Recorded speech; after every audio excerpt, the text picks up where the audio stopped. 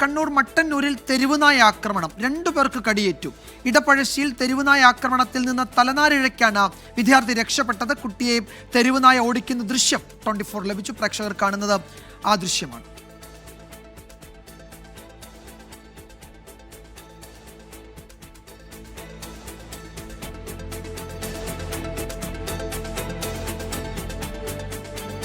അരുൺ പൂപ്പറമ്പ വിവരങ്ങൾ നൽകും കണ്ണൂരിൽ നിന്ന്.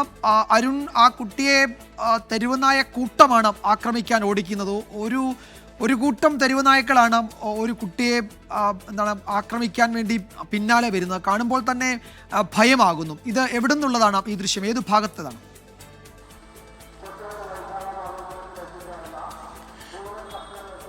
വിജയകുമാർ, മട്ടന്നൂർ നഗരത്തിന് സമീപമുള്ള ഇടപ്പഴശ്ശി എന്ന് പറയുന്ന സ്ഥലത്താണ് ഈ സംഭവം ഉണ്ടായത്.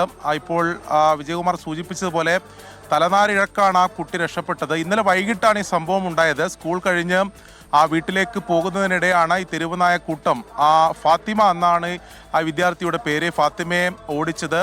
അങ്ങനെ ആ കുട്ടി അതായത് ഓടി വീടിൻ്റെ ഭാഗത്തേക്ക് കയറുകയായിരുന്നു.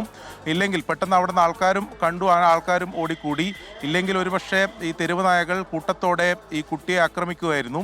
അതോടൊപ്പം തന്നെ മട്ടന്നൂർ നഗരത്തിലും ഇന്നലെയും ഇന്നുമായി 2 പേർക്ക്, ഇന്നലെ രാത്രിയും ഇന്ന് രാവിലെയും 2 പേർക്ക് കടിയേറ്റിട്ടുണ്ട്. ഇന്നലെ രാത്രി 8 മണിയോടെ ഒരു 6ാം ക്ലാസ്സിൽ പഠിക്കുന്ന വിദ്യാർത്ഥിയാണ് മട്ടന്നൂർ നഗരത്തിൽ വെച്ച് തന്നെ തെരുവുനായ ആക്രമിച്ചത്.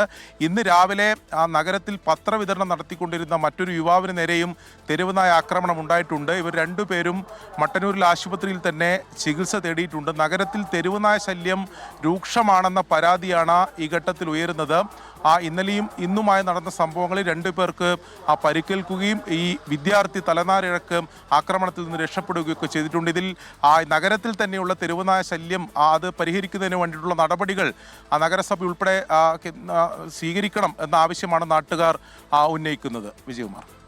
യെസ്, ഇടപ്പഴശ്ശിയിൽ നിന്നുള്ളതാണ് ഈ ദൃശ്യങ്ങൾ. തെരുവുനായ ആക്രമണത്തിൽ നിന്ന് കഷ്ടിച്ചാണ് ആ കുട്ടി രക്ഷപ്പെട്ടത്.